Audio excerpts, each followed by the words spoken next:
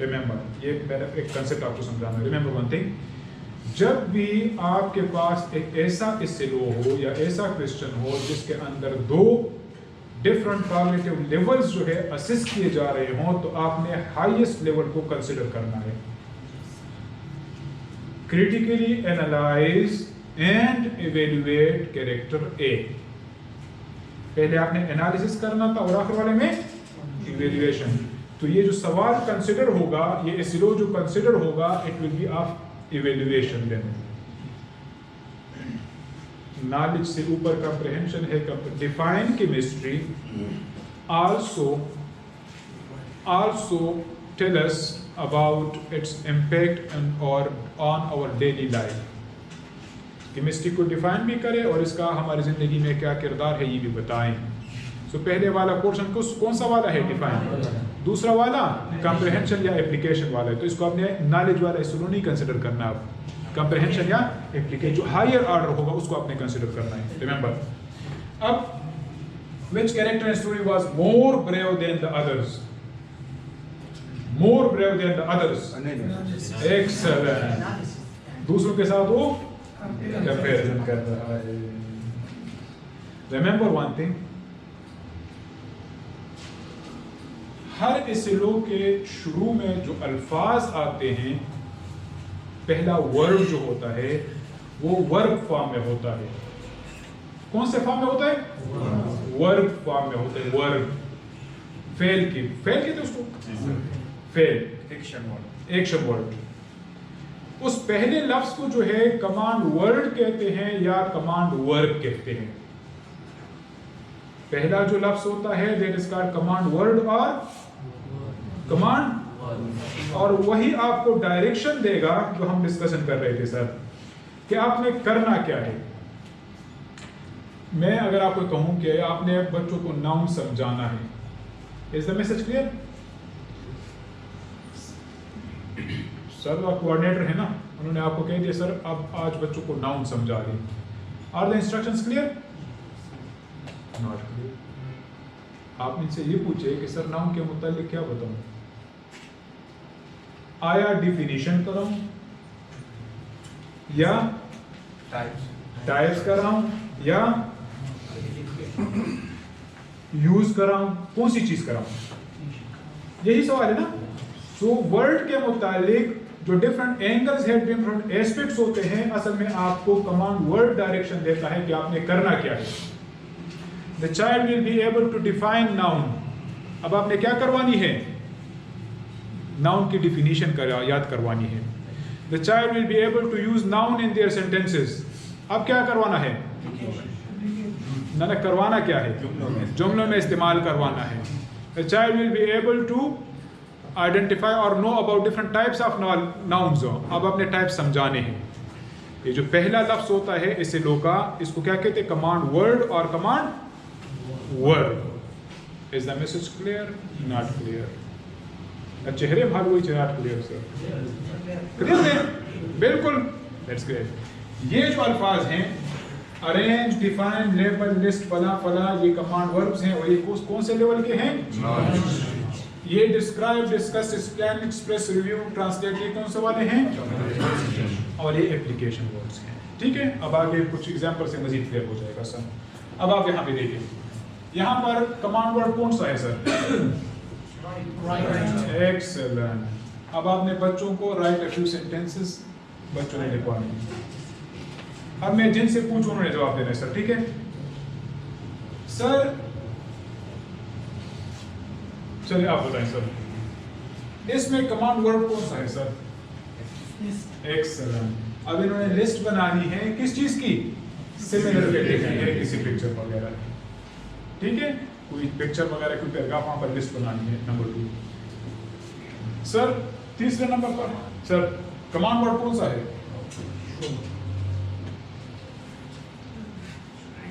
Show. कैसे show? Show क्या है सर? शो क्या है? ना प्रॉपर वर्ड बता दे सर। सर वो जो बिल्कुल आखिर में बैठे, आपने नहीं बताना उनको सर।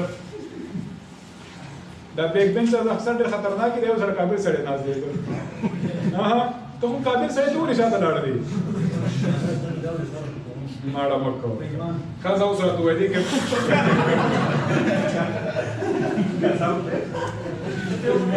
कसमुरा समोरा होना है तू है कसमुरा नहीं पदे को तुम पदे कमा दे तो सब वैसा दे शोता माशाल्लाह उसने देखी किसा खत्म शो सर शो पे कैसे ले सर कमांड डायरेक्शन था तो सर इंपेरेटिव सेंटेंस बिल्कुल इंपेरेटिव ठीक शो हां पदे कैसे कबूल नहीं सर कमांड वर्ड पे क्यों में हो सर नस्तान नशा sir Amir sir, recognize. That's great. Sir, io propose con un po' di Sir, पता है क्या कमांड वर्ड? Read.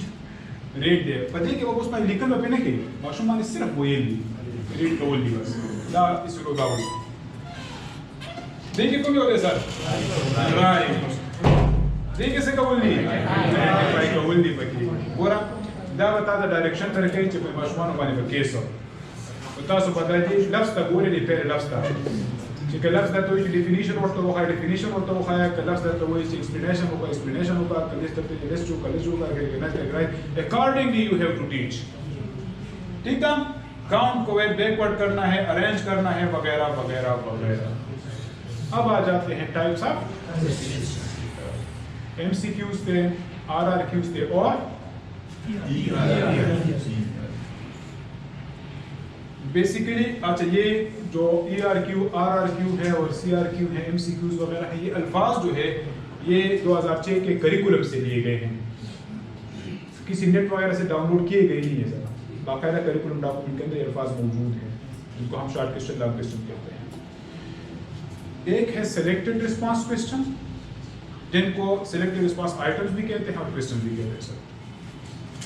दूसरा जो है आपके पास कंस्ट्रक्टेड रिस्पांस आइटम जिनको CRQs भी कहते हैं। इफ यू रिमेंबर उर्दू के करिकुलम मैंने कहा था कि ये ओवरऑल CRQ है, इन्होंने गलत लिखा है, ORQ होना चाहिए था।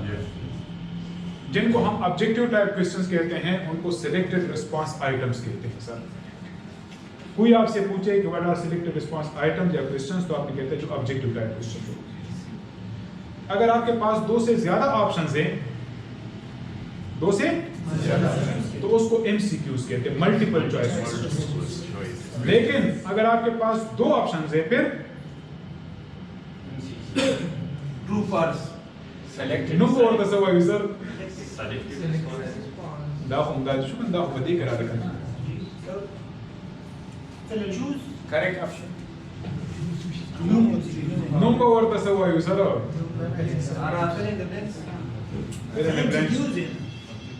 अगर दो से ज्यादा ऑप्शंस आपके पास हैं तो फिर MCQ है, अगर दो ऑप्शंस है तो फिर उनको कहते हैं binary items, BINARY binary items या वर्त BCQs होंगे बाइनरी चॉइस आइटम्स होंगे बाइनरी चॉइस क्वेश्चंस होंगे तो इस वरा multiple choice questions and binary choice questions. This is clear? Be professional teachers ना उसको बस देकर स्ट्रिकी जगह सर हाँ उस दे के बाइनरी चॉइस आइटम्स उनकी देशी पदे की सिटी ट्रू फॉल्स उससे ऊपर ठीक है सर। अच्छा इनमें अच्छा रिमेंबर वन थिंग, ये तो मैंने दो लिखे हुए हैं MCQs और इसके अलावा जो है मैच द कॉलम जो है सर, मैच द कॉलम वो भी सिलेक्टेड रिस्पांस क्योंकि किसे कहते हैं, हर वो सवाल जहां पर ऑलरेडी आपके पास ऑप्शन मौजूद होंगे वहां से आपने ड्रा करके सिलेक्शन वगैरह करनी होगी, they are called selected response items.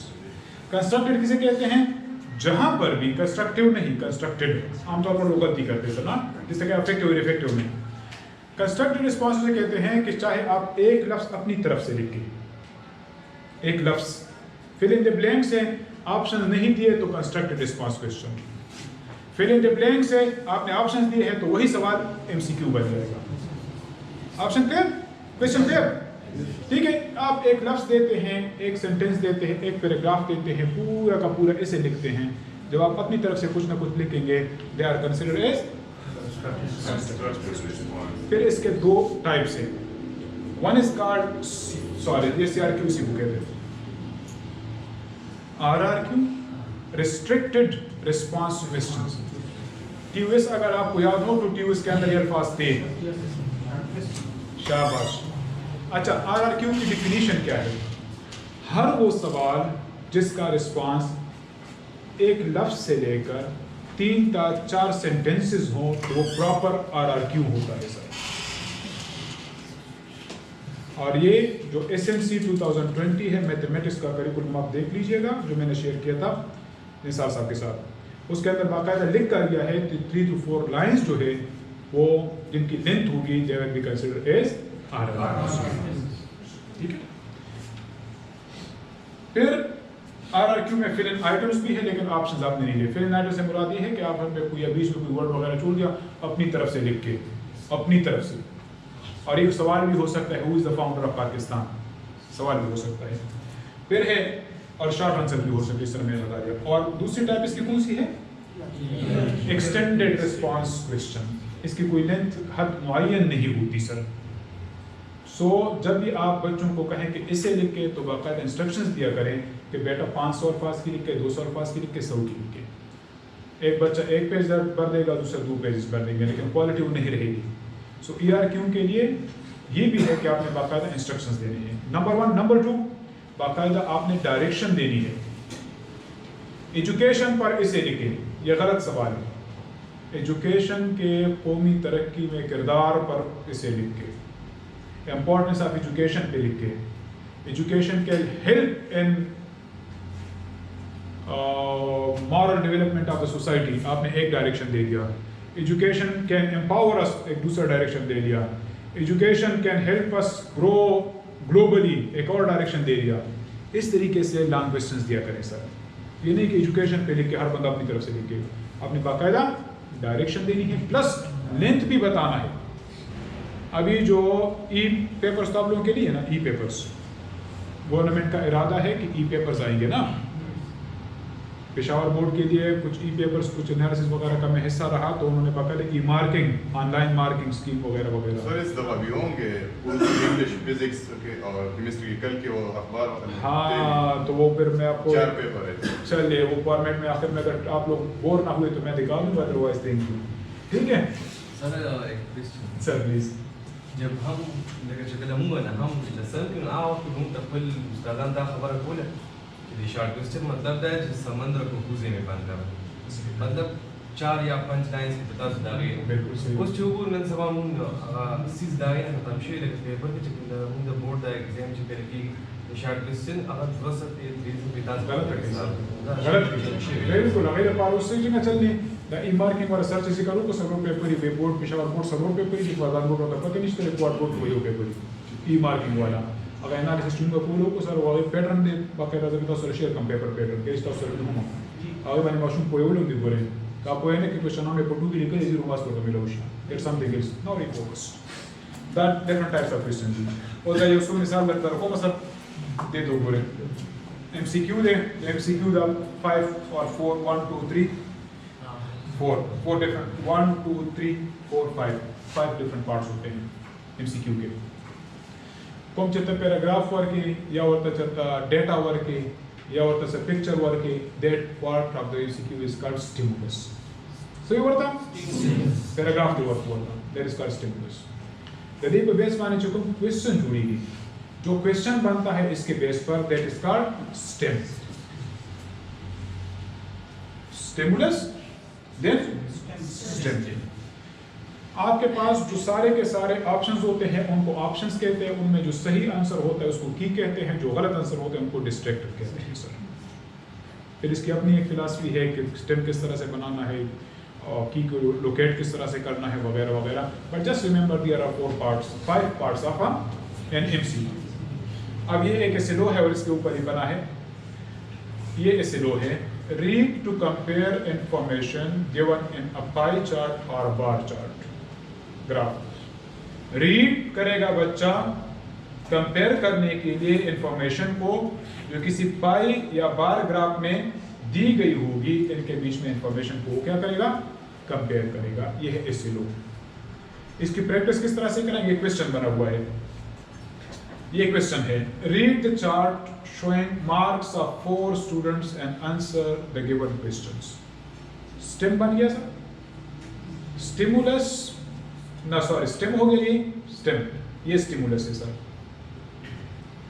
ये स्टिमुलस है, ये स्टेम। ये सारे के सारे क्या हैं, सारे के सारे ऑप्शन। इसमें से जो सही वाला है ये कौन सा, ये कौन है, नासिर ने सबसे कम दिए, फिर जैद है, फिर कौन है, विजिबल, अदनान है और आखिर में जीशान है। सो जैद खान ने सबसे ज्यादा हाईएस्ट मार्क्स लिए हैं सर ना, किसने लिए,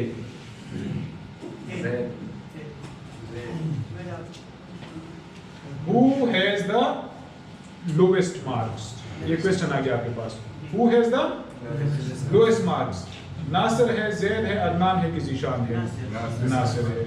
So now repeating my explanation because I hadn't seen this one. These are the stimulus. It's the stimulus, sir.